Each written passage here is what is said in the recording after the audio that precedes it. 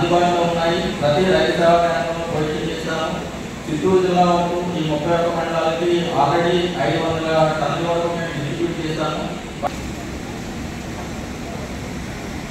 Sir, ఈ micro nutrients అనేది ఇప్పుడే మా దగ్గర నుంచి ఎక్కడ ఎంత రిక్వైర్మెంట్ ఉంది అని చెప్పి ప్రభుత్వం అడగడం నిర్ణయం తీసుకోవడం జరుగుతుంది. ఇది సూపర్ మార్కెట్కి సంబంధించి సార్. ట్రిప్పుకి సంబంధించి బీడీ హార్టికల్చర్ వారు బీడీ ఏపీ వారు వచ్చి చెప్పాలి. నమస్కారం.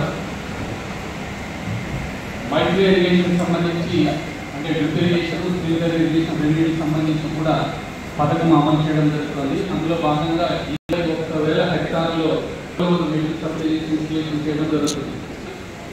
పండ్ల తోటల విస్తరణ పథకం, అదేవిధంగా కూరగాయల విస్తరణ పథకం, పూల తోటల విస్తరణ పథకంతో పాటు ఈ 3 పథకాలు కూడా 40% సబ్సిడీతో ప్రోత్సహించడం జరుగుతుంది. ఇవే కాకుండా ఫారం ఫండ్స్ని 50% సబ్సిడీ మీద ఒక్కొక్క ఫారం ఫండ్ మీద 70,000 రూపాయల సబ్సిడీ ఇవ్వడం జరుగుతుంది.